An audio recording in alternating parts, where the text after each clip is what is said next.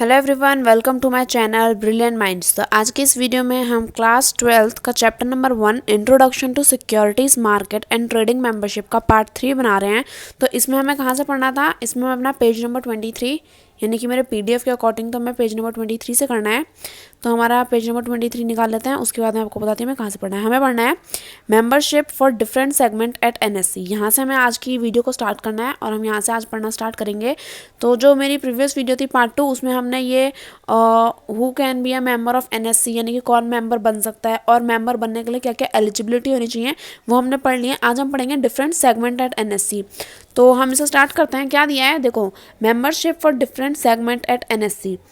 Persons or institutions desirous of securing admission as members, stockbroker on the exchange may apply for membership on any one of the following segment groups। ठीक है, तो इसमें मैं बता रखा है कि जो हमें मेंबरशिप चाहिए एनएससी में तो वो अलग अलग सेगमेंट्स में मिलते हैं। तो जो भी इंसान, जो भी इंस्टीट्यूशन है जो मेंबर बनना चाहता है यानी कि एज अ स्टॉक ब्रोकर बनना चाहता है, ट्रेडिंग मेंबर बनना चाहता है, तो वो मतलब किस तरह से यहाँ पे उसके अलग अलग जो सेगमेंट्स हैं, जो अलग अलग ग्रुप्स हैं, सेगमेंट ग्रुप्स, उनके बारे में बताया। तो हम स्टार्ट करते हैं। पहला देखो क्या दिया है, होलसेल डेप्ट मार्केट सेगमेंट यानी कि WDM सेगमेंट।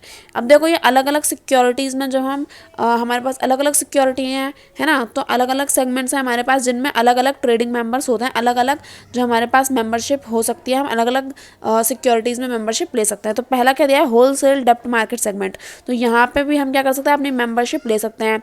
होलसेल डेप्ट मार्केट में हम क्या कर सकते हैं, अपनी मेंबरशिप ले सकते हैं। दूसरा कैपिटल मार्केट CM सेगमेंट यानी कि कैपिटल मार्केट में हम अपनी क्या ले सकते हैं, एनएससी से मेंबरशिप ले सकते हैं।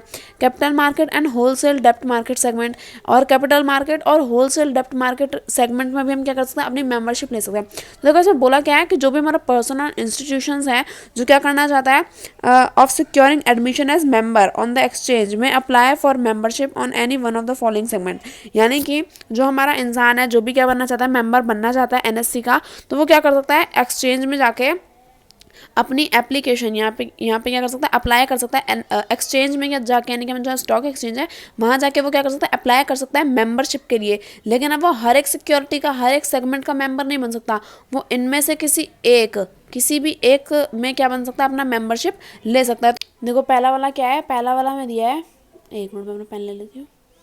पहला वाला में दिया है होलसेल डेप्ट मार्केट सेगमेंट, इसमें हमारा मेंबर बन सकता है। दूसरा दिया है कैपिटल मार्केट सेगमेंट, इसमें हमारा मेंबर यानी कि इनमें से किसी भी एक में हमारा मेंबरशिप आप ले सकते हो। या फिर थर्ड में दिया है कैपिटल मार्केट और होलसेल डेप्ट मार्केट में आप बन सकते हैं, मेंबरशिप ले सकते हैं। फोर्थ दिया है capital market and future and option segment, यानी अलग अलग सेगमेंट है हमारे पास जिसमें हम क्या कर सकते हैं, मेंबरशिप ले सकते हैं। फिफ्थ में दिया है क्या, capital market CM, future and option segment and wholesale डेप्ट मार्केट सेगमेंट। सिक्स दिया है करेंसी डेरिवेटिव्स सेगमेंट विद और without the above mention segment. ठीक है, क्लियरिंग मेंबर लास्ट में दिया है क्लियरिंग मेंबरशिप ऑफ NSC और NSCCL। ठीक है, यानी कि National Security Clearing Corporation Limited as a professional clearing member. Erase कर देती पहले। एज अ क्लियरिंग मेंबर, कहाँ गया हमारा क्लियरिंग मेंबर, एक मिनट, क्लियरिंग मेंबर, हाँ PCM, professional clearing member do not trade but only clear and settle trades executed by other trading members TMs। Professionals clearing membership is only applicable for the F&Os यानी कि future and option and currency derivative segments. यानी कि अब इसमें क्या बोला है कि अगर हम क्या करते हैं, हम मेंबरशिप लेना चाहते हैं एनएससी के अलग अलग सेगमेंट्स में, तो हम इनमें से किसी में भी क्या ले सकते हैं, अपनी मेंबरशिप ले सकते हैं। लेकिन अगर हम क्या करते हैं, अगर हम NSCCL यानी कि National Security Clearing Corporation Limited में अगर हम क्या बनते हैं एज अ प्रोफेशनल क्लियरिंग, एक minute, as a professional clearing member की तरह यहाँ पे अपनी मेंबरशिप लेने जाते हैं, तो यहाँ पे हम क्या होंगे, हम एक प्रोफेशनल क्लियरिंग मेंबर होंगे। हम यहाँ पे ट्रेड नहीं करेंगे, हम क्या करेंगे, जो बाकी लोग जो ट्रेड कर रहे हैं उनकी ट्रेड में जो भी सेटलमेंट करनी है, जो अगर कुछ परेशानी आ रही है तो उसे क्लियर और सेटल करने का काम क्या होता है, प्रोफेशनल क्लियरिंग मेंबर का होता है। तो आप यहाँ पे क्या कर सकते हो, आप NSCCL के पास में जाके आप प्रोफेशनल क्लियरिंग मेंबर के लिए भी क्या कर सकते हो, अप्लाई कर सकते हो, मेंबर बन सकते हो। इसमें आपको कोई भी ट्रेड करने की ज़रूरत नहीं है। आप जो बाकी इन्वेस्टर्स हैं वो जो ट्रेड कर रहे हैं उसको क्लियर यानी कि उस ट्रेड को आगे बढ़ाने में जो क्लियर और सेटलमेंट की ज़रूरत है वो आप करते हैं। ठीक है, और जो हमारा प्रोफेशनल क्लियरिंग मेंबरशिप है ये किस किस के लिए एप्लीकेबल है, ये सिर्फ और सिर्फ फ्यूचर एंड ऑप्शंस और करेंसी डेरिवेटिव सेगमेंट्स के लिए ही क्या है, एप्लीकेबल है। तो आई होप आपको ये समझ में आएगा। अब देखो आगे पढ़ लेते हैं। आगे में क्या दिया है, two type of memberships are offered. तो 2 टाइप की मेंबरशिप हमें यहाँ पे क्या करी गई है, ऑफर करी गई है, और बाकी हमें नीचे टेबल दिया है। तो मैं आपको बता देती हूँ कौन कौन सी। पहली दी है नॉर्मल, दूसरी दी है अल्फा। अब ये अल्फा बीटा सिग्मा वो सब नहीं है, ये दूसरा है, इनका नाम दे रखा है। तो 2 टाइप की मेंबरशिप जो है हमारे पास वो है कौन सी, पहले नॉर्मल यानी कि अनरिस्ट्रिक्टेड बिजनेस एक्सपेंशन। यानी कि नॉर्मल क्या हो जाएगी कि अगर आपको अपना बिजनेस एक्सपेंड करना है तो उसमें कोई भी रिस्ट्रिक्शंस नहीं होंगे, कोई भी आप पे मतलब मना नहीं कर सकता कि आप अपना इतना बिजनेस ग्रो क्यों कर रहे हो, इतना एक्सपेंड क्यों कर रहे हो, वो सब चीज़ें नहीं होंगी। तो यहाँ क्या होगा, नॉर्मल में क्या होगा, अगर आप नॉर्मल मेंबरशिप लेते हो तो आपको क्या होगा, अनरिस्ट्रिक्टेड बिजनेस एक्सपेंशन होगा। अल्फा में क्या होता है, for focused proprietary trading with limited क्लाइंटेंटली। ठीक है, हमें क्या बोला है कि नॉर्मल में क्या होगा, अगर आप अपना बिजनेस एक्सपेंड करना चाहते हो, अगर आप क्या हो एनएससी से आपने मेंबरशिप ले रखी है, तो फिर आप क्या कर सकते हो, कितने भी लोगों को अटेंड कर सकते हो। यानी कि आपको अपना बिजनेस आगे बढ़ाना। अब बिजनेस यहाँ पे हम कौन सी बात कर रहे हैं, यानी कि जैसे कि आप ट्रेडिंग मेंबर हो, अगर आपने मेंबरशिप लिया तो आप कितने भी इन्वेस्टर्स के साथ में बैठ के अपना काम बढ़ा सकते हो, है ना, तो वो आप अपना बिजनेस एक्सपेंड कर सकते हो। लेकिन अल्फा में क्या होता है, अल्फा में आपको कुछ ही लोगों पे क्या करना पड़ता है, फोकस करना पड़ता है। ऐसा नहीं है आप बहुत सारी भीड़ के साथ काम कर रहे हो, नहीं। यहाँ पे क्या होता है, लिमिटेड क्लाइंटेंटली होते हैं, यानी कि लिमिटेड क्लाइंट्स होते हैं आपके पास, और आप क्या करते हो, अच्छी तरीके से फोकस के साथ उन्हीं के साथ काम करते हो। अब आगे देखो, यहाँ में एक टेबल में भी अच्छे से दिखा रखा है, अगर आपको वैसे समझ नहीं आया तो टेबल देख के जरूर समझ में आ जाएगा। Following categories are available under normal membership. तो कौन कौन सी कैटेगरीज हमारी नॉर्मल मेंबरशिप के अंदर आती हैं वो देख लो। पहले दिए type of membership, cash segment, future and option segment, currency derivative segment, depth segment. ठीक है, तो इसमें अगर हम बात करें तो पहले दिए ट्रेडिंग मेंबर। आप ट्रेडिंग मेंबर और trading cum self clearing member, trading cum clearing member, professional clearing member. तो अब आप यहाँ पे क्या कर सकते हो, इस टेबल को अगर हम देखें तो नॉर्मल मेंबरशिप है आपके पास, मेरा पेन, आपके पास नॉर्मल मेंबरशिप है, तो आप क्या कर सकते हो, यहाँ पे आपका बिजनेस एक्सपेंड आप आराम से कर सकते हो। यानी कि आप यहाँ पे कैश सेगमेंट में, फ्यूचर एंड ऑप्शन सेगमेंट में, करेंसी डेरिवेटिव सेगमेंट में, डेप्थ सेगमेंट में आप क्या कर सकते हो, ट्रेडिंग मेंबर की तरह यहाँ पे आप काम कर सकते हो। अब ऐसा ही सेम आप क्या कर सकते हो, trading cum self clearing member की तरह भी कर सकते हो। लेकिन अगर आप यहाँ पे ध्यान से, एक मिनट, अगर आप यहाँ ध्यान दो तो देखो, अगर आप ट्रेडिंग कम क्लियरिंग मेंबर हो, अब देखो, जब अगर आप क्लियरिंग मेंबर हो तो आप यहाँ पे कैश सेटलमेंट नहीं कर सकते हो। जैसे मैंने आपको बताया था कि जो क्लियरिंग मेंबर होते हैं वो यहाँ पे क्या करते हैं, खुद ट्रेड नहीं करते हैं, वो क्या करते हैं, वो future and options, currency derivatives, इन सारी चीज़ों में, डेप्थ सेगमेंट में क्या कर सकते हैं, इन्वेस्ट नहीं, मतलब ट्रेड करवा सकते हैं। क्लियर और सेटलमेंट का काम जो होता है वो क्लियरिंग मेंबर का होता है। इसी तरह से सेम प्रोफेशनल क्लियरिंग मेंबर जो हैं वो भी यहाँ पे कैश सेटलमेंट वाला काम नहीं कर सकता। तो इस टेबल से आपको समझ में आएगा कि किस तरह से कौन इंसान कौन सा काम कर सकता है। अगर आपके पास नॉर्मल मेंबरशिप है तो आप ट्रेडिंग मेंबर हो, अगर आप, तो आप कोई से भी सेगमेंट में आप यहाँ पे काम कर सकते हो। लेकिन अगर आप क्या हो, अगर आप यहाँ पे अगर आप क्लियरिंग मेंबर हो तो आप कैश सेगमेंट में काम अपना नहीं कर पाओगे।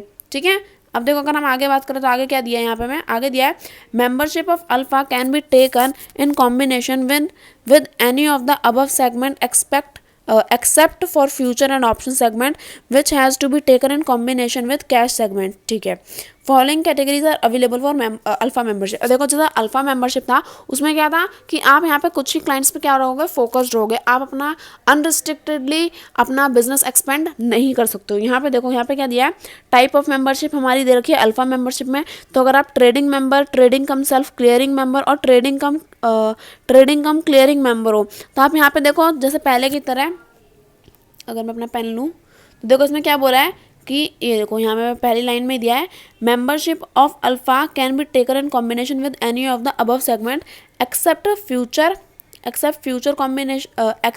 And option segment which has to be taken in combination with cash segment. यानी कि हमें क्या बोला कि अगर आप क्या कर रहे हो, ट्रेडिंग मेंबर हो, अगर आप अल्फा मेंबरशिप आपके पास है और आप ट्रेडिंग मेंबर हो तो आप कैश सेगमेंट और फ्यूचर सेगमेंट दोनों में रह सकते हो। लेकिन और हमारा, अगर आप सेल्फ क्लियरिंग मेंबर हो, यानी कि खुद ही से सारा काम क्लियर और सेटल करते हो, सेल्फ क्लियरिंग मेंबर हो, तो भी आप क्या कर सकते हो, कैश सेगमेंट और फ्यूचर एंड ऑप्शन सेगमेंट में हो। लेकिन अगर वो क्या हो, अगर आप ट्रेडिंग कम क्लियरिंग मेंबर हो, यानी कि आप सेल्फ क्लियरिंग मेंबर नहीं हो, आप ट्रेडिंग क्लियरिंग मेंबर हो, तो फिर आपके साथ क्या होगा, तो फिर आप यहाँ पे अपना जो आपका कैश सेगमेंट वाला काम है वो आप नहीं कर सकते। आप सिर्फ और सिर्फ फ्यूचर एंड ऑप्शन सेगमेंट के ही क्या बन सकते हो, क्लियरिंग मेंबर यहाँ पे बन सकते हो। तो आई होप आपको समझ में आएगा कि अल्फा मेंबरशिप में क्या है, आपके ऊपर थोड़ी सी रिस्ट्रिक्शंस होती हैं। तो ये हमारा हो गया। अब देखो, अगर हम आगे बात करें तो यहाँ क्या दिया है, in addition In addition to the trading membership in the F&O segment, the trading member can also take two type of clearing membership in the F&O segment, that is as clearing member and self-clearing member. The self-clearing member clear and settle the trade executed by them only, either on their account or an account of their client. Trading members cum clearing member can clear and settle their own trade as well as trade of other trading members. जैसे मैंने आपको बताया, देखो यहाँ पे जैसे हमें table में दिया था दो क्लियरिंग मेंबर है हमारे पास। एक तो है हमारे पास कौन, सेल्फ क्लियरिंग मेंबर, नाम से ही समझ में आ रहा है सेल्फ है, एक मिनट, एक सेल्फ क्लियरिंग मेंबर है और एक है ट्रेडिंग कम क्लियरिंग मेंबर। तो देखो अब इन दोनों में डिफरेंस क्या है, यहाँ हमें डिफरेंस बता रखा है कि अगर आप क्या करते हो, अगर आप एक सेल्फ क्लियरिंग मेंबर हो, सेल्फ क्लियरिंग मेंबर हो, तो आप क्या करोगे, आप सिर्फ उन्हीं ट्रेड को एग्जीक्यूट कर सकते हो जो आपने खुद ने करी है। यहाँ पे जैसे हमें दिया है clearing member, self clearing member, the self clearing member settle the trade executed by them only, either on their account और on account of their client. यानी कि जो हमारा सेल्फ क्लियरिंग मेंबर है वो क्या करेगा, सिर्फ उन्हीं ट्रेड को क्लियर और सेटल कर सकता है, यानी कि उन्हीं ट्रेड में काम कर सकता है, उन्हीं ट्रेड को क्लियर करवा सकता है जो उसने खुद ने करी है ना, बाय हिज अकाउंट, यानी कि जो उसने अपने अकाउंट से खुद करी है, या फिर जो उसका क्लाइंट है। जैसे कि अब आप अगर आप क्लियरिंग मेंबर हो, सेल्फ क्लियरिंग मेंबर हो, तो आपका कोई ना कोई क्लाइंट तो होगा ही ना। तो आप क्या कर सकते हो, पेन ले लेती हूँ मैं, हाँ, तो यहाँ पे आप क्या कर सकते हो, सिर्फ और सिर्फ जो आपकी अपनी खुद की जो आपने ट्रेड करी है ना, जो आपने ट्रेड एग्जीक्यूट करी है, सिर्फ उन्हीं ट्रेड को आप क्या कर सकते हो, क्लियर और सेटल करवा सकते हो। लेकिन ऑन द अदर हैंड अगर हम बात करें किसकी, ट्रेडिंग कम क्लियरिंग मेंबर की, तो यहाँ देखो trading cum clearing member can clear and settle their own trade as well as trade of other trading members. यानी कि अब थोड़ा सा बड़ा करके बात आ गई है, यहाँ देखो, एक मिनट इरेज करो इस सारे को, मैं आपको एक साइड में जगह देती हूँ, ठीक है, ठीक है। अब यहाँ अगर हम बात करें, अगर आप क्या हो, अगर आप सेल्फ क्लियरिंग मेंबर हो, तो आप क्या करोगे, आप सिर्फ अपनी, समझ लो आपको आप सिर्फ अपनी जो भी आपने ट्रेड करी है उन्हीं को क्लियर और सेटल करा सकते हो अपने अकाउंट से, या फिर आपका जो क्लाइंट है उसके अकाउंट से। लेकिन अगर आप क्या हो, अगर आप ट्रेडिंग कम क्लियरिंग मेंबर हो, तो आप क्या कर सकते हो, आप अपनी एज वेल एज जो अलग अलग ट्रेडिंग मेंबर्स हैं ना, उनकी भी आप ट्रेड्स को क्या कर सकते हो, क्लियर और सेटल करा सकते हो। तो आई होप आपको ये बात अच्छे से समझ में आ गई होगी कि सेल्फ क्लियरिंग मेंबर और ट्रेडिंग कम क्लियरिंग मेंबर में क्या डिफरेंस है, ठीक है। अब अगर हम आगे बात करें, आगे क्या दिया है, trading member registered in F&O segment and CD segment are eligible to trade in interest rate future market. यानी कि जो ट्रेडिंग मेंबर हमारे रजिस्टर्ड होते हैं फ्यूचर एंड ऑप्शंस में और हमारे करेंसी डेरिवेटिव्स में, वो क्या कर सकते हैं, वो इंटरेस्ट रेट फ्यूचर्स में भी, वो हमारे इंटरेस्ट रेट फ्यूचर मार्केट में भी क्या कर सकते हैं, अपना ट्रेड कर सकते हैं, ठीक है। अब देखो आगे क्या दिया है, membership can be taken for any segment individually और इन कॉम्बिनेशन। यानी कि अगर हम मेंबरशिप ले रहे हैं तो आप क्या कर सकते हो, अगर आप किसी सेगमेंट में मेंबरशिप लेते हो तो आप इंडिविजुअली या फिर कॉम्बिनेशन के साथ, यानी कि किसी के साथ मिलकर भी क्या कर सकते हो, मेंबरशिप ले सकते हो, ठीक है। अब देखो से पढ़ लेते हैं क्या दिया पहले, ट्रेडिंग मेंबर, ओके, हमसे पढ़ना स्टार्ट करते हैं।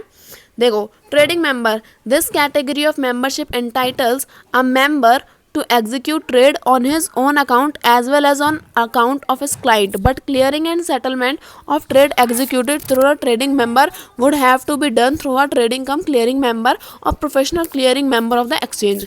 देखो अगर आप क्या हो, ट्रेडिंग मेंबर हो, अगर आप ट्रेडिंग मेंबर हो और आपने मेंबरशिप ले रखी है, तो आप क्या करोगे, अगर आप ट्रेडिंग मेंबर हो तो आप क्या कर सकते हो, ट्रेड कर सकते हो, यानी कि जो भी आपकी सिक्योरिटीज़ हैं उन्हें आप क्या कर सकते हो, उन ट्रेड को एग्जीक्यूट कर सकते हो अपने अकाउंट से या फिर आपके क्लाइंट के अकाउंट से। लेकिन अगर आपने जैसे किसी सिक्योरिटी में ट्रेड किया तो आप क्या कर सकते हो, ट्रेड तो कर सकते हो अपने अकाउंट से या फिर अपने क्लाइंट के अकाउंट से, लेकिन अगर उस ट्रेड को आपको क्लियर या फिर सेटल कराना है, क्लियर और सेटल तो आप वैसे ही समझ रहे होगे, इनके नाम से ही समझ में आ रहा है। क्लियर यानी कि अगर क्लियर और सेटल का मतलब मैं कैसे कह सकती हूँ, अगर जैसे कोई परेशानी आ गई, अगर आपकी जो ट्रेड है वो अच्छे से हो नहीं पा रही है, तो उस ट्रेड को क्लियर और सेटल कराने में, यानी कि उस ट्रेड को सही से काम कराने में है, अगर आपको किसी की हेल्प चाहिए तो ट्रेडिंग मेंबर ये काम खुद नहीं कर सकता। ट्रेडिंग मेंबर को अगर क्लियरिंग और सेटलमेंट करानी है तो उसे किसी और ट्रेडिंग कम क्लियरिंग मेंबर या फिर प्रोफेशनल क्लियरिंग मेंबर की ज़रूरत पड़ती है, और वो उन्हीं के थ्रू क्या करा सकता है, एक्सचेंज में अपनी सिक्योरिटी को ट्रेड करा सकता है, ठीक है। अब देखो trading cum self clearing member क्या होता है, अभी हमें हमने पढ़ तो लिया है, पढ़ से भी पढ़ लेते हैं। This category of membership entitles a member to execute trade and to clear and settle the trade executed on his account as well as on account of his client, ठीक है।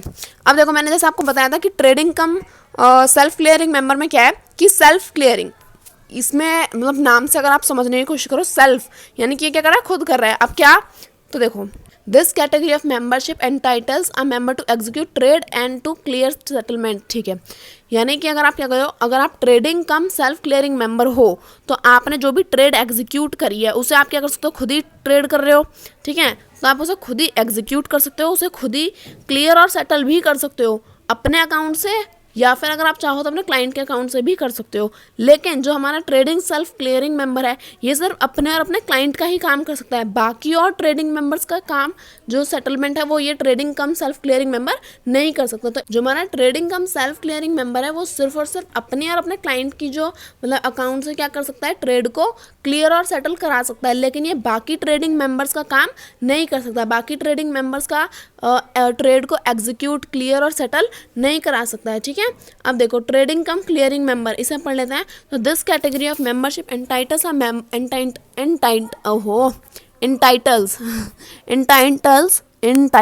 entitles a member to execute trade on his account as well as on account of his client and to clear and settle trade executed by themselves as well as by other trading member who choose to use clearing service of the member।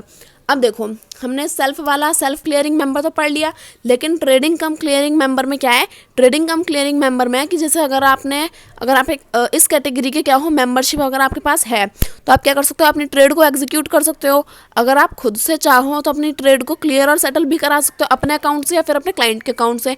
As well as आप क्या कर सकते हो, जो बाकी के trading members हैं उनकी ट्रेड को भी अगर आप क्लियर और सेटल कराना चाहो तो आप करा सकते हो। लेकिन अगर हम बात करें सेल्फ क्लियरिंग मेंबर की तो ये अपना काम तो कर सकते हैं लेकिन जो बाकी ट्रेडिंग मेंबर है उनका काम नहीं कर सकते। तो ये इन दोनों में क्या है, एक डिफरेंस है। अब देखो प्रोफेशनल क्लियरिंग मेंबर, इसमें क्या है, this category of membership entitles a member to clear and settle trades of such members of the exchange who choose to clear and settle their trades through this member। अब देखो professional clearing member, अब जैसे अगर आपने बहुत सारी field में अलग अलग प्रोफेशनल्स लोग होते हैं, प्रोफेशंस होते हैं ना, अलग अलग प्रोफेशंस है हमारे पास, तो अलग अलग प्रोफेशन फील्ड के अलग अलग प्रोफेशनल्स भी हैं हमारे पास। तो अगर कोई बंदा चाहता है कि उसकी ये जो ट्रेड है अगर वो क्लियर और सेटल कराना चाहता है अपनी ट्रेड को, और वो चाहता है कि मेरी ये जो भी मेरी सिक्योरिटी है जो मैंने ट्रेड करी है ये सिर्फ और सिर्फ एक पर्टिकुलर इंसान ही क्या करे, इसे क्लियर और सेटल करे। फॉर एग्जांपल अगर मैं आपको एग्जांपल दूं तो आप क्या समझ सकते हो, जैसे मैंने कहा आपसे कि मेरे को फुटबॉल खेलना है, अब मैं अपने गली में खेलती हूँ, फिर धीरे धीरे मेरे को फुटबॉल में थोड़ा ज़्यादा इंटरेस्ट बना और मैं अच्छा खासा खेलने लगी। लेकिन अब मैं चाहती हूँ, ये मेरी विश है कि मेरे को क्या है, अगर मैं कंपटीशन करूं तो मैं रोनाल्डो के साथ करूं, है ना। तो अब यहाँ पे मैं क्या चाहती हूँ, मैंने एक पर्टिकुलर बंदे को चूज़ कर लिया कि यही बंदा क्या करे, मेरे साथ मेरे अपोजिट टीम में आके मेरे साथ खेले, है ना। तो इसी तरह से जो प्रोफेशनल क्लियरिंग मेंबर है इसमें क्या होता है कि जो हमारे इन्वेस्टर जो अपनी ट्रेड को क्लियर और सेटल कराना चाहते हैं ये क्या कर लेते हैं, अपने एक्सचेंज में से चूज़ कर लेते हैं कि एक प्रोफेशनल इंसान, यही एक पर्टिकुलर प्रोफेशनल इंसान क्या करे, मेरी ट्रेड को क्लियर और सेटल कराए। तो अगर आपने एक प्रोफेशनल इंसान को पकड़ लिया कि सिर्फ और सिर्फ मैं चाहता हूँ कि यही इंसान मेरा काम करे, तो वो क्या आ जाएगा, वो आ जाएगा फिर हमारा प्रोफेशनल क्लियरिंग मेंबर में। ठीक है, देखो इसमें दिया भी है, this category of membership entitles a member to clear and settle trades of such member of the exchange who choose to clear and settle their trades through this member. यानी कि एक पर्टिकुलर मेंबर के साथ ही चाहते हैं कि यही क्या करें, मेरी ट्रेड को क्लियर और सेटल करवाएं, ये खुद ही चूज़ करते हैं। ठीक है, तो आई होप आपको ये सारा जो भी है ये मैंने आपको जो पढ़ाया, ये membership taken for any segment individually और इन कॉम्बिनेशन आपको समझ में आया होगा। तो देखो हम आगे बढ़ते हैं, हमें क्या दिया, eligibility criteria for membership at NSC. यानी कि अगर आप क्या चाहते हो, आप एक एलिजिबिलिटी क्राइटेरिया क्या है मेंबरशिप ऑफ एट एनएससी का, यानी कि अगर आप मेंबरशिप ले रहे हो एनएससी पे तो आपके पास क्या एलिजिबिलिटी क्राइटेरिया, यानी कि कौन से वो क्राइटेरिया होंगे जो आप पार करके क्या हो मेंबर बनोगे, मेंबरशिप आपके पास आएगी। तो हम इसे पढ़ते हैं, इसमें क्या दिया है, तो देखो हमें क्या दिया है, द स्टैंडर्ड, मैं बड़ा कर लेती थोड़ा, The standards for admission of member are laid down by the exchange in terms of corporate structure, shareholding patterns, capital adequacy, paid up capital, net worth, interest free security deposit IFSD, collateral security deposit CSD, track record, education, experience, etc.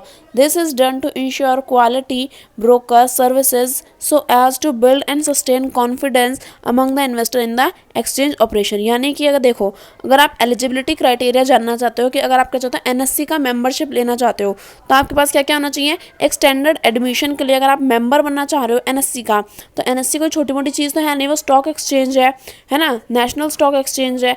तो वो क्या चाहेगी, वो किसी भी इंसान को ऐसी मेंबरशिप नहीं दे देती है, उसे काफ़ी सारी चीज़ें यहाँ पे चेकआउट करनी पड़ती है, जैसे कि जो इंसान है उसकी एजुकेशन क्या है ना, और उसका एक्सपीरियंस, वर्क एक्सपीरियंस उसका होना चाहिए, यानी कि वो कितना, मतलब उसने जब पहले फाइनेंस में, अब वर्क एक्सपीरियंस उसका ये काम नहीं कि मैंने घर में 2 बोतल भरी है और मैंने झाड़ू पोछा किया है, नहीं, ये वाला वर्क एक्सपीरियंस नहीं, ये छोटे बच्चों को मार के करा लेते हैं। ये कौन सा वर्क एक्सपीरियंस मांगना है कि फाइनेंस की फील्ड में अगर आपने कोई वर्क एक्सपीरियंस है तो वो आपका यहाँ पे होना चाहिए। एजुकेशन आपकी पता होनी चाहिए। पेड अप कैपिटल, यानी कि आपके पास मतलब जो कैपिटल है वो कितनी है। नेटवर्थ आपकी, यानी कि आपके पास नेटवर्थ यानी कि आपका जो पैसा होता है आपके पास वो कितना है ना। Interest security deposit, interest free security deposit, यानी कि IFDS आपका जो है कोलेट्रल सिक्योरिटी डिपॉजिट, यानी कि आपकी जो इन्फॉर्मेशन है, मैं कह सकती हूँ आपका ओवरऑल में आपकी इन्फॉर्मेशन आपके बारे में जानना होता है, उनका ट्रैक रिकॉर्ड आपका कैसा है ना। आपका जो कॉर्पोरेट स्ट्रक्चर है, यानी कि आप जहाँ पे भी काम करते हो वो कॉर्पोरेट स्ट्रक्चर, जो शेयर होल्डिंग पैटर्न है वो सबको आप कैसे संभालते हो, वो सारा काम कैसे करते हो, तो ये सारे चीज़ें उन्हें आपके बारे में पता होनी चाहिए अगर आप क्या चाहते हो मेंबरशिप चाहते हो एट NSC। सो ये हम क्यों करते हैं, इतनी खोज और इतनी जांच पड़ताल, ये सारी चीज़ें हम क्यों कर रहे हैं, ये इसलिए करते हैं ताकि जो NSC है वो अपने इन्वेस्टर्स को एक काफ़ी अच्छा मेंबरशिप दिया हुआ इंसान दे सके। यानी कि ऐसा नहीं कि कोई भी इंसान आपको दे देगी NSC, नहीं, वो क्या होती है कि यानी कि ये सारे क्राइटेरिया अगर क्या बैठते हैं, फिट बैठते हैं उस बंदे पे, तो NSC क्या करती है, उसे मेंबरशिप दे देती है। तो आपको क्या मिले, एक क्वालिटी मेरा पेन, आपको एक क्वालिटी ब्रोकर मिले, यानी कि आपको एक क्वालिटी ब्रोकिंग सर्विस मिले, यानी कि अगर आपका जो भी मेंबर है अगर वो अच्छा होगा, उसके साथ उसके पास अच्छी क्वालिटीज़ होंगी, जो ये क्राइटेरिया हमें दे रखे हैं, ये सारे क्राइटेरिया अगर उसके पास अच्छे से होंगे तो यानी कि वो क्या होगा, वो एक क्वालिटी वाला एक इंसान होगा, यानी कि उसके पास कुछ ऐसी क्राइटेरिया हैं, वो काफ़ी लोगों को बीट करके आगे आया है ना। हर किसी के पास ये सारी चीज़ें अच्छे से नहीं मिलती हैं। तो अगर आप क्या है, आपको एक क्वालिटी पर्सन यहाँ पे आपको NSC प्रोवाइड कराती है, ताकि आप क्या कर सको, आपका अपने अंदर से कॉन्फिडेंस रहे कि हाँ, ये जो सामने वाला इंसान है ये कोई ऐसा वैसा इंसान नहीं है, ऐसा नहीं होगा कि इसे कुछ पता ही ना हो, इसे काफ़ी ज़्यादा नॉलेज है सारी चीज़ों के बारे में, और आपका एक कॉन्फिडेंस लेवल अच्छा रहता है कि हाँ, सामने वाला इंसान जो है वो फ्रॉड नहीं है, वो पढ़ा लिखा है, उसके पास वर्क एक्सपीरियंस है, उसके पास ट्रैक रिकॉर्ड उसका हमने यानी कि NSC ने चेक किया, तो ये सारी चीज़ें हमें उसके बारे में पता है। तो यानी कि वो ऐसा वैसा नत्थु गैरा एरा गैरा नत्थु गैरा इंसान नहीं है, मतलब वो काम अच्छे से कर लेगा। तो इस तरह से आपके पास अंदर क्या रहता है, कॉन्फिडेंस रहता है, और कॉन्फिडेंस होना बहुत ज़्यादा ज़रूरी होता है ना। तो अगर आपको कॉन्फिडेंस रहेगा तो फिर आप क्या है, अच्छे से उस इंसान के साथ भी आप बातचीत कर सकोगे, उसके साथ मिलकर आप अपनी ट्रेडिंग कर सकोगे। तो ये हमारा एलिजिबिलिटी क्राइटेरिया था। आगे अगर हम बात करें तो क्या दिया है, यहाँ में दिया है corporate structure share holding pattern. तो अभी से पढ़ लेते हैं कि corporate structure share holding pattern क्या है। जैसे हमने यहाँ पे देखा था ना, यहाँ पे हमें दे रखा है, ये देखो यहाँ पे क्राइटेरिया में भी दिया है in terms of corporate structure share holding pattern. तो हमें corporate structure share holding pattern क्या है, यही हमें यहाँ पे समझना है। तो देखो इसे स्टार्ट करते हैं, ठीक है, पढ़ना स्टार्ट करेंगे, इसे थोड़ा बड़ा कर लेते हैं।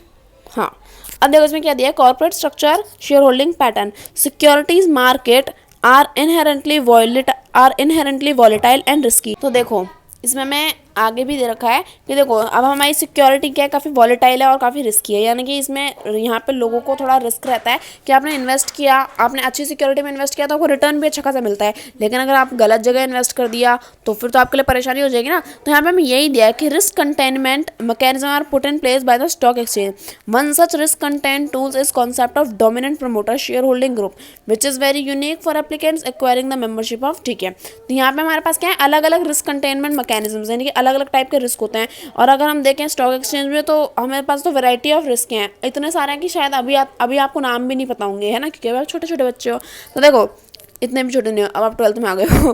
तो देखो यहाँ पे जो हमारे अलग अलग रिस्क कंटेनमेंट है उन्हीं के बारे में बताया है, जैसे कि the share holders holding the majority of shares. अब यहाँ पे देखो जो हमारे शेयर होल्डर्स होते हैं वो क्या करते हैं, एक कंपनी के मेजोरिटी ऑफ शेयर, मैंने गलत लाइन को अंडरलाइन कर दिया क्या, नहीं सही है। मेजॉरिटी ऑफ शेयर्स को क्या करता है, होल्ड करके रखता है।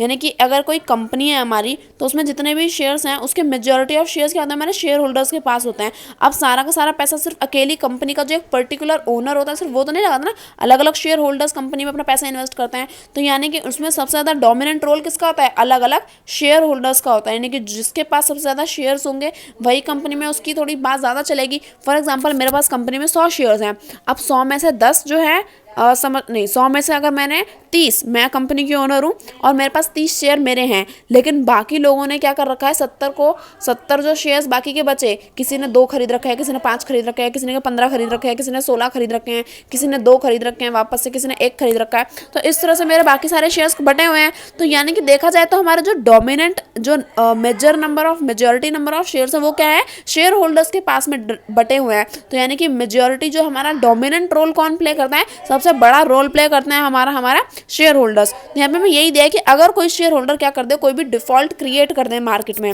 या फिर कोई भी डिफॉल्ट क्रिएट कर दे हमारी कंपनी में, तो उसके पीछे जो भी इंसान होगा, अब अगर उनसे पकड़ना है तो यहाँ देखो जैसे मैं दिया है, in case of any default by the broking entity the exchange should be able to identify and take action against the person who are behind the company.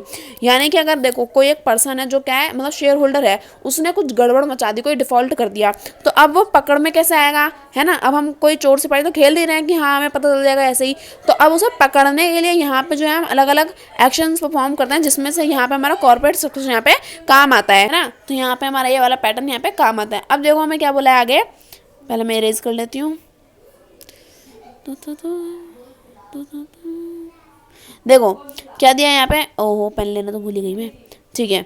यहाँ पे देखो कहाँ थे हम, डिफॉल्ट, हाँ, the exchange should B identify. हाँ अगर देखो अगर कोई कंपनी में जो शेयर होल्डर है वो कोई डिफॉल्ट क्रिएट कर दे, तो जो हमारा एक्सचेंज है वो क्या करता है, उस पर्सन को आइडेंटिफाई करे कि किस इंसान ने गड़बड़ मचाई। तो जो एक्सचेंज जो है वो आइडेंटिफाई करने के बाद उसके अगेंस्ट कोई एक्शन लेके इसने गलती करी है तो उसकी कुछ सजा भी तो होगी ना। तो वो सारी जो चीज़ें हैं वो कंपनी, मतलब इस कंपनी के पीछे जो कांड जिस इंसान ने किया है, तो उस सब चीज़ों को पकड़ने के लिए जो एक्सचेंज है वो ये सारी चीज़ें करता है। अब देखो आगे क्या दिया है, ओहो मेरा पेन, हाँ, the exchange therefore need to know the background financial soundness and integrity of the shareholders holding such controlling interest, hence during the admission process। अब देखो एडमिशन प्रोसेस क्या होता है ये हमने चैप्टर्स में आगे पढ़ेंगे।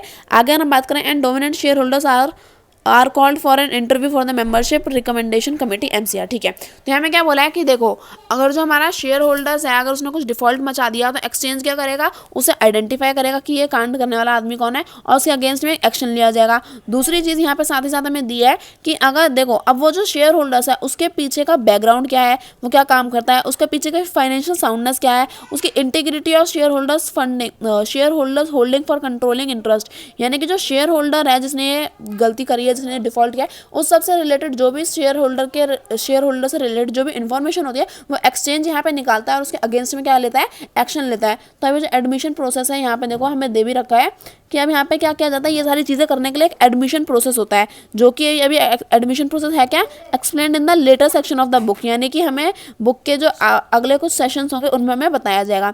आगे अगर हम पढ़ें, इसे रेज करते हैं, आगे अगर हम पढ़ें तो क्या दिया है, अब यहाँ पे हमें कुछ एंटिटीज़ दे रखी हैं तो इनके बारे में हम पढ़ लेते हैं। कि देखो जैसे कि हमने ये कॉर्पोरेट स्ट्रक्चर समझ में आया ना, कि यहाँ पे अगर कंपनी में कोई डिफॉल्ट हो जाता है तो उसके बाद जो हमें एक्शन लेने होते हैं, जो एक्सचेंज लेता है, तो वो corporate structure share holding pattern में आता है। अब देखो यहाँ क्या दिया है, एक मिनट, हाँ, अनलिस्टेड कॉर्पोरेट ट्रेडिंग मेंबर। तो यहाँ पे अब अनलिस्टेड कॉर्पोरेट ट्रेडिंग मेंबर क्या है कि जो एक ऐसी कॉर्पोरेट जो क्या है अनलिस्टेड है, यानी कि अनलिस्टेड कॉर्पोरेट ट्रेडिंग मेंबर, यानी कि एक कंपनी या कॉर्पोरेट जो क्या है मार्केट में अनलिस्टेड है और उसका जो ट्रेडिंग मेंबर है। अब देखो यहाँ क्या दिया है हमें, एक मिनट, हम ये वाली लाइन तो एक्सप्लेन करना ही भूल गए।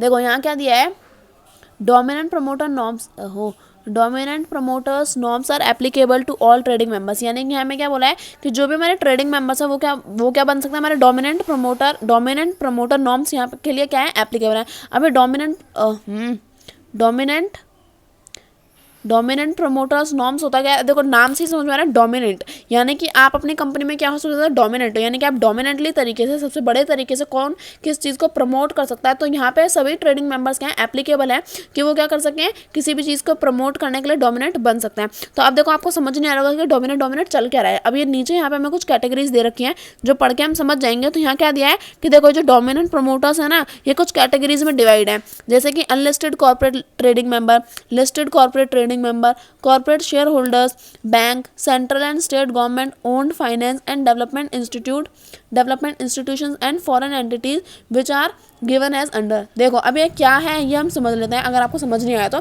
देखो, ओहो मेरा पेन चल गया। पहले क्या दिया है, अनलिस्टेड कॉर्पोरेट ट्रेडिंग मेंबर। तो यहाँ मैं आपको दिखाऊं अनलिस्टेड कॉर्पोरेट ट्रेडिंग मेंबर क्या है।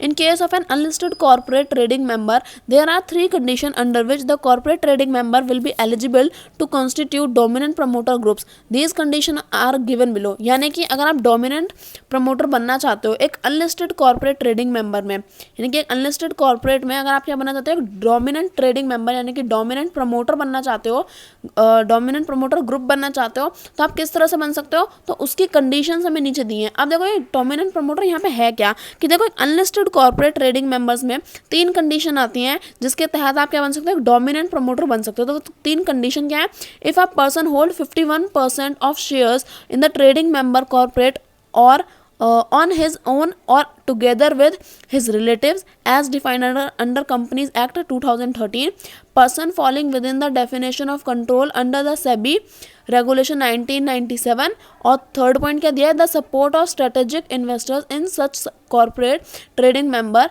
Strategic investor means the corporate और individual investor that add value to investment they make to industry and venture capitalisation and other who invest primarily with the aim of generating a large return on their investment. ठीक है, इसमें क्या दिया, देखो unlisted corporate trading member क्या है, अगर आपको एक डोमिनेंट प्रमोटर बनना है, डोमिनेंट प्रमोटर यानी कि आप क्या होना चाहिए हो, आप अपनी कंपनी में एक डोमिनेंट, देखो नाम से ही समझ आ रहा है मेरे को डोमिनेंट को हिंदी में क्या बोलता है मुझे ये नहीं पता है, पर हाँ डोमिनेंट प्रमोटर अगर आप समझना चाहोगे कि आप क्या करो, डोमिनेट करो अपनी कंपनी में। यानी कि अगर आप क्या करते हो, जैसा इसमें दिया है कि अगर आप क्या करते हो अपनी कंपनी के 51% शेयर्स को क्या करते हो, अगर आप होल्ड करते हो अपने पास, यानी कि जैसे अगर मैं ओनर हूँ कंपनी की, ये कंपनी है, अब इसके 51% शेयर्स क्या है, बहुत गंदी कंपनी बनाई है मैंने, अच्छे से बनाते हैं, ये हमारे पास समझ लो एक कंपनी है, इसके 51% शेयर्स क्या हैं मेरे पास हैं, और बाकी के बचे 49% शेयर्स क्या हैं बाकी इन्वेस्टर्स के पास में मैंने डिवाइड कर रखे हैं।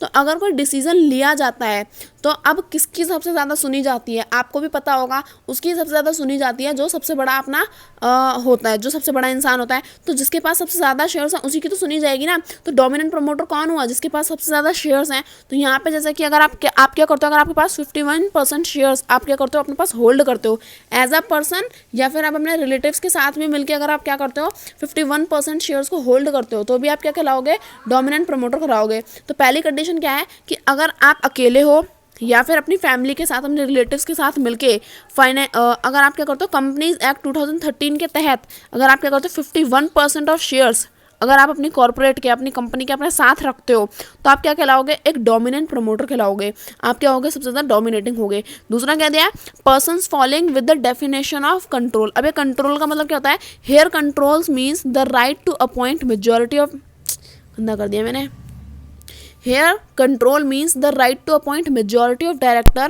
or to control the management of policy decision by virtue of shareholding and management rights। यानी कि यहाँ पे कंट्रोल का मतलब क्या है कि आप किस तरह से सारी चीज़ों को कंट्रोल कर पा रहे हैं, यानी कि आप majority of board of directory यहाँ पे मेजॉरिटी ऑफ डायरेक्टर्स को अगर आप खुद अपॉइंट कर रहे हो, खुद ही कंट्रोल कर रहे हो मैनेजमेंट को और पॉलिसी डिसीजंस को, यानी कि आपकी कंपनी से रिलेटेड जो भी पॉलिसीज़ हैं, किस तरह से कंपनी को मैनेज करता है, अपने कॉर्पोरेट को मैनेज करना है, और जो भी डायरेक्टर्स हैं उन्हें अगर आप क्या करते हो खुद ही अपॉइंट करते हो, है ना, तो आप क्या कहलाओगे, आप अपने कंपनी के, अपने कॉर्पोरेट के क्या कहलाओगे, कह सकते हैं कि आप एक डोमिनेंट प्रमोटर कहलाओगे। देखो पहली पॉइंट तो हमें समझ में आ गई कि अगर आप क्या करते हो 51% नंबर ऑफ शेयर्स को अपने पास रखते हो अकेले या फिर अपने रिलेटिव्स के साथ मिलके, तो आप क्या कहलाओगे, डोमिनेंट प्रमोटर।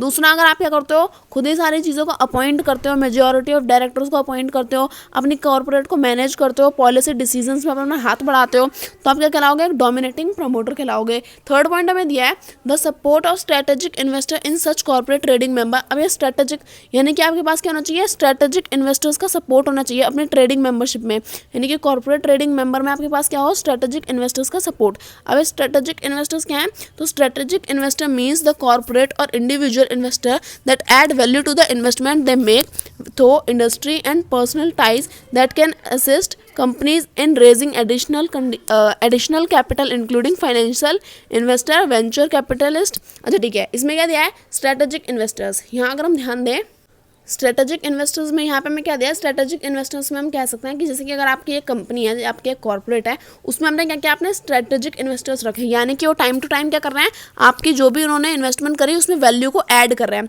फॉर एग्जाम्पल, पहले उन्होंने जो भी अमाउंट हमें पे किया था, कुछ टाइम के बाद उन्होंने इसमें क्या कर दिया, और पैसा ऐड कर दिया। तो इस तरह से वो क्या कर रहे हैं, अपनी इंडस्ट्री को, आपकी इंडस्ट्री को क्या कर रहे हैं, कैपिटल आपको प्रोवाइड कर रहे हैं, कि आपको फाइनेंशियल इन्वेस्टर्स आपको इंक्लूड हो रहे हैं।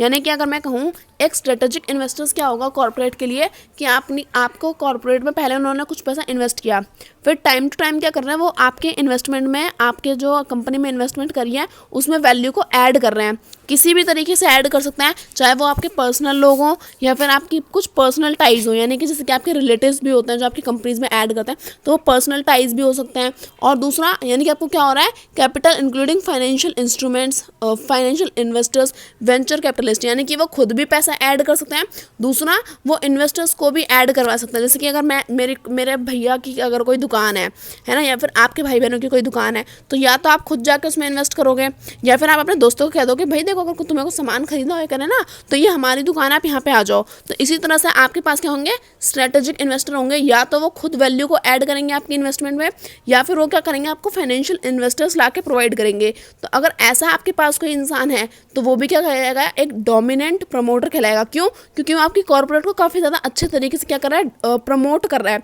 तो आई होप आपको इस अच्छे से समझ में आया होगा कि इसमें ये डोमिनेंट प्रमोटर अनलिस्टेड कंपनी में ये होता क्या है। तो आई होप आपको समझ में आएगा। दूसरा आप अपना स्टार्ट करते हैं।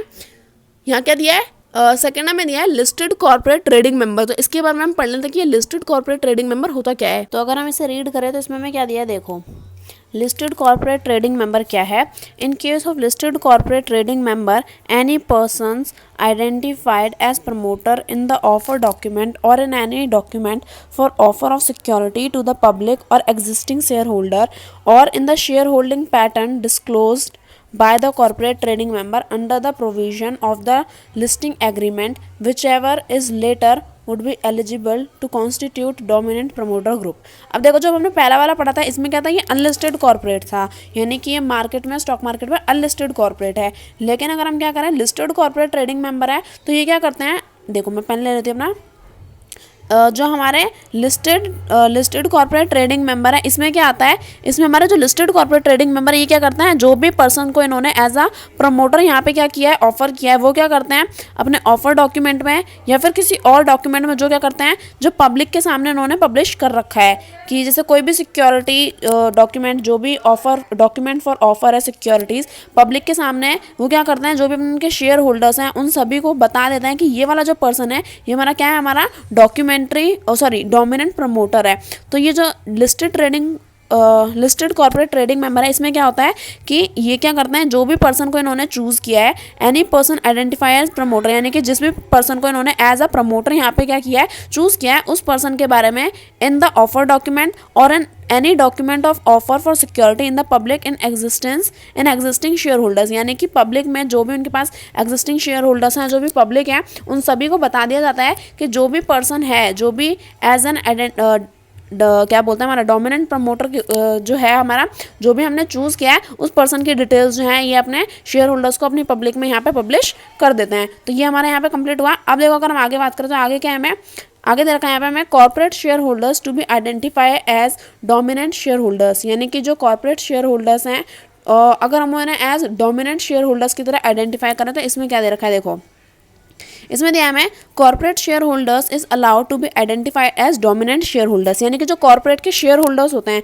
यानी कि जो कंपनीज के जो शेयर होल्डर्स होते हैं उन्हें हम क्या करते हैं as a dominant share holders की तरह आइडेंटिफाई करते हैं, क्योंकि हर कंपनी में जो होते हैं शेयर होल्डर्स होते हैं और अपने जो अलग अलग शेयर होल्डर्स हैं उनके पास अपने अपने राइट्स होते हैं। अगर कोई डिसीजन मेकिंग होती है तो शेयर होल्डर्स भी अपना जो है अपना योगदान देते हैं, कह सकते हैं कि वो भी अपना अपने राइट्स का इस्तेमाल करते हैं और अपना एक डिसीजन सामने रखते हैं। तो यानी कि हम क्या कह सकते हैं, जो शेयर होल्डर्स हैं वो भी क्या हैं, एक डोमिनेंट शेयर होल्डर्स की तरह आइडेंटिफाई किए जाते हैं। कॉर्पोरेट शेयर होल्डर्स जो होते हैं वो क्या किए जाते हैं, डोमिनेंट शेयर होल्डर्स की तरह आइडेंटिफाई किए जाते हैं। तो देखो आपको आई होप समझ में आएगा कि डोमिनेंट शेयर होल्डर्स हम क्यों कहते हैं अपने शेयर होल्डर्स को, क्योंकि वो भी क्या करते हैं, डोमिनेंटली अपना एक रोल प्ले करते हैं। तो dominant promoter group DPG of a corporate trading member provide that the corporate shareholder identify any person or persons as their dominant promoter group as per the aforesaid norms applicable to the corporate trading member. In case the dominant promoter group consists of more than one corporate shareholders, the dominant promoter group should be identified separately for each such corporate shareholders. तो देखो इसमें क्या दिया है, जैसे कि मैंने आपको बताया जो हमारे कॉर्पोरेट शेयर होल्डर्स हैं उन्हें भी हम कैसे आइडेंटिफाई करते हैं, एज डोमिनेंट शेयर होल्डर्स। अब ऐसा क्यों, देखो अगर हमारी कोई कंपनी है, एक तो पहले मैं अपना पेन का साइज़ कम करूँ, इसमें अलग अलग शेयर्स जो हैं अगर हम वो डिवाइड कर दें तो अगर कुछ शेयर्स हमारी कंपनी के ओनर्स रखते हैं तो बाकी के बचे हुए जितने भी शेयर्स हैं, ये बाकी के जितने भी बचे हुए शेयर्स हैं ये सारे हमारे कौन रखना है, ये हमारे शेयर होल्डर्स अपने पास में रखते हैं। तो अब अगर कोई भी डिसीजन मेकिंग होती है तो इनका कुछ प्रपोर्शन होगा और बाकी बचा हुआ इनका कुछ पोर्शन होगा। तो हम क्या कह सकते हैं कि जो हमारा ओनर है और जो हमारे शेयर होल्डर हैं दोनों अपना अपना डिसीजन देते हैं। तो अब यहाँ पे हम क्या कह सकते हैं, अगर दोनों अपना अपना डिसीजन दे ही रहे हैं तो देखो अब जो डिसीजन मेकिंग है वो दोनों के हिसाब से चलती है। जिसका ज़्यादा हमारा इंपॉर्टेंट रोल प्ले होता है वो अच्छे से रोल प्ले करता है, यानी कि जिसके पास ज़्यादा शेयर्स होते हैं उसके हिसाब से वो ज़्यादा अच्छे से प्रमोट किया जाता है। जिसको ज़्यादा बात होती हैं, जैसे कि आप देखो आप बॉस है और एक नॉर्मल वर्कर है, तो आप किसकी सुनोगे, आप ऑब्वियसली एक बॉस की सुनोगे क्योंकि वर्कर के पास इतना ज़्यादा पावर नहीं है। तो इसी तरह से जो हमारे डोमिनेंट शेयर होल्डर्स होते हैं ये भी क्या करते हैं काफ़ी अच्छे तरीके से, यानी कि जो हमारे कॉर्पोरेट के जो शेयर होल्डर्स, जो कंपनी में जो शेयर होल्डर्स होते हैं ये क्या करते हैं, एक डोमिनेंट रोल प्ले करते हैं कंपनी के अंदर, क्योंकि अगर ये इन्वेस्टर्स अपना पैसा वापस ले लेंगे तो कंपनी जो है हमारी कोलैप्स भी कर सकती है। तो इसलिए जो हमारे कॉर्पोरेट शेयर होल्डर्स हैं उन्हें भी हम क्या बोलते हैं, एज डोमिनेंट शेयर होल्डर्स की तरह हम क्या करते हैं, आइडेंटिफाई करते हैं। तो ये हमारा कंप्लीट हुआ। अब अगर हम आगे बात करें, आगे क्या दिया है हमें देख लेते हैं। आगे दिया है हमें बैंक, सेंट्रल और state government owned finance and और डेवलपमेंट इंस्टीट्यूशंस, यानी कि जो हमारे बैंक्स, सेंट्रल और स्टेट गवर्नमेंट ओन फाइनेंस हैं और जो हमारे डेवलपमेंट इंस्टीट्यूशंस हैं उनके बारे में बात करनी है। तो इसमें क्या दिया है, the following entities are allowed to be identify as dominant share holders provided they have a net worth of at least ₹50 crore, scheduled banks, central or state government owned finance or development institution, any financial institution registered or regulated by any regulatory authority such as RBI, SEBI, IRDAI, any other entity that is fit to be identified as dominant shareholders in the opinion of relevant authority। देखो अब इसमें क्या बोला है, हम यहाँ पे इस पूरे इसमें क्या हम पता कर रहे हैं, इसमें हम ये पता कर रहे हैं कि किन लोगों को हम एज अ डोमिनेंट प्रमोटर यहाँ पे हम कह सकते हैं। तो जो हमारे बैंक्स होते हैं, सेंट्रल और स्टेट गवर्नमेंट ओन फाइनेंस होती है, यानी कि जो सेंट्रल और स्टेट की जो फाइनेंस होती है उन्हें, है ना, और जो डेवलपमेंट इंस्टीट्यूशन होते हैं इन सबको भी हम क्या कह सकते हैं, डोमिनेंट प्रमोटर्स कह सकते हैं। क्यों, क्योंकि ये सब भी क्या करते हैं, इन्वेस्ट करते हैं। तो अब देखो अब अगर इन्हें डोमिनेंट, अब छोटा मोटा कोई भी एरा गैरा नत्थु गैरा बैंक यहाँ पे आके हमारा यहाँ पे डेवलपमेंट बोल रही हूँ मैं, डोमिनेंट प्रमोटर नहीं बन जाएगा। कम से कम एटलीस्ट आपके पास नेटवर्थ तो कितनी होनी चाहिए, आपके पास नेटवर्थ ही कितनी होनी चाहिए, ₹50 करोड़ की तो कम से कम होनी ही चाहिए। इससे ज़्यादा होगी तो कोई बात नहीं, लेकिन इससे कम नहीं होनी चाहिए। यानी कि जो हमारे bank, central, state government own finance और जो हमारे डेवलपमेंट इंस्टीट्यूशंस हैं इन सभी के पास एटलीस्ट 50 करोड़ तो रुपए होने ही चाहिए एज देयर नेटवर्थ। ठीक है, नेटवर्थ अगर इनके 50 करोड़ है तो हम इन्हें एक पल के लिए कह सकते हैं कि हाँ ये क्या है, हमारे डोमिनेंट शेयर होल्डर्स हैं। अब जो भी हमारे शेड्यूल्ड बैंक्स हैं, सेंट्रल और स्टेट ओन फाइनेंस हैं, जो भी डेवलपमेंट इंस्टीट्यूशंस हैं, अब ये जो हमारे फाइनेंशियल इंस्टीट्यूशंस हैं ये क्या होने चाहिए, रजिस्टर्ड और रेगुलेटेड। यानी कि ये ऐसा नहीं है कि कोई भी इंस्टीट्यूशन आ जाएगा हमारे पास, वो क्या होना चाहिए, रजिस्टर्ड होना चाहिए और वो रेगुलेट किससे होना चाहिए, किसी भी अथॉरिटी से, यानी कि RBI, SEBI, IRDAI, है ना। तो इनमें से किसी से रेगुलेट और रजिस्टर्ड इनके पास होना चाहिए। और अगर इनके अलावा भी कोई और ऐसी एंटिटी है जो क्या करती है, ये सारे हमारे जितने भी ये पॉइंट्स बताएं अगर इनमें फिट बैठती है तो वो भी क्या कहलाएगी, वो भी ऐसा डोमिनेंट शेयर होल्डर की तरह आइडेंटिफाई की जाएगी। तो आई होप आप इसे समझ गए होंगे। अब देखो हम आगे बात करें हमारी फॉरेन एंटिटी की, तो अभी हमारा कितना बचा है, फॉरेन एंटिटी बचा है। उसके बाद हमारा जो है net worth and other deposited requirements हैं, इसे हम क्या करेंगे अपनी नेक्स्ट वीडियो में कंटिन्यू करेंगे। तो देखो यहाँ पे हमारा जो फॉरेन एंटिटीज़ हैं इन्हें हम फटाफट से पढ़ लेते हैं। तो फॉरेन एंटिटीज़ भी हम कंप्लीट नहीं करेंगे, हम फॉरेन एंटिटीज़ का ये सी पार्ट तक कंप्लीट करेंगे क्योंकि वीडियो काफ़ी लंबी हो जाएगी और फिर बच्चे थोड़ा बोर भी हो जाते हैं ना पढ़ने में। तो हम जो हमारी नेक्स्ट वीडियो होगी पार्ट 4 वो हम आप फॉरेन एंटिटीज़ से पढ़ना स्टार्ट करेंगे, ठीक है। तो अब आप लोगों को भी अच्छा लग रहा होगा, चलो खत्म होने वाला है, थोड़ा सी बचे, ठीक है। देखो फॉरेन एंटिटीज़ में क्या दिया है, foreign entities are allowed to take trading membership of the exchange through their Indian subsidiary under the automatic approval route permitted by the government subject to compliance with the following guidelines to the RBI in this regard. अब देखो जो अलग अलग foreign entities हैं वो भी क्या है, एज आ ट्रेडिंग मेंबरशिप अगर उन्हें भी चाहिए तो वो भी क्या है, एक डोमिनेंट प्रमोटर की तरह हमें अगर चाहते हैं अगर किसी भी फॉरेन एंटिटी को देखना तो उन्हें क्या करना पड़ेगा, कुछ गाइडलाइंस हैं जो उन्हें फॉलो करनी पड़ेंगी। और ये गाइडलाइंस किसके रिगार्ड में, RBI ने इन्हें तहत किया है। तो देखो ए हमें क्या दिया है, ए पॉइंट हमें दिया है द प्रमोटिंग फॉरेन एंटिटी और its subsidiary should be either a bank और insurance organisation regulated by the central bank और such other appropriate regulatory authority of that country. यानी कि जो भी हमारी फॉरेन एंटिटी है अगर वो क्या है, एक हमारी बैंक है या फिर कोई इंश्योरेंस ऑर्गेनाइजेशन है तो वो ऐसी वैसी नहीं, मतलब ऐसी कोई भी नहीं होनी चाहिए कि कोई भी हमने बैंक खोल दिया, कोई भी हमने इंश्योरेंस ऑर्गेनाइजेशन खोल दी, ऐसी कोई भी बिना किसी रजिस्ट्रेशन बिना किसी आइडेंटिटी के कोई भी ऐसा बैंक नहीं हम अपने पास रखेंगे। अगर कोई भी बैंक या फिर कोई इंश्योरेंस ऑर्गेनाइजेशन है तो वो क्या होनी चाहिए, जिस भी कंट्री की वो है उस कंट्री के सेंट्रल बैंक, मेरा पेन, उस कंट्री के सेंट्रल बैंक या फिर उस कंट्री के रेगुलेटेड अथॉरिटी जो हैं उनसे क्या होनी चाहिए, रेगुलेट होनी चाहिए। यानी कि ऐसा ही नहीं कि आप कोई भी कंपनी का नाम मुझे दे दोगे और मैं उसे as a dominant promoter accept कर लूँगी, नहीं, वो जिस भी कंट्री के, फॉर एग्जाम्पल अगर मैं एग्जाम्पल दूँ, सिर्फ एक एग्जाम्पल है कि कनाडा की कोई कंपनी है जो इन्वेस्ट कर रही है ना, और वो डोमिनेंट प्रमोटर बन रही है तो वो वहाँ के सेंट्रल बैंक से या फिर रेगुलेटरी अथॉरिटी से क्या होनी चाहिए, रेगुलेटेड होनी चाहिए। ऐसा नहीं कि कनाडा की कोई भी कंपनी ऐसी आके हमारे लिए डोमिनेंट प्रमोटर बन जाएगी।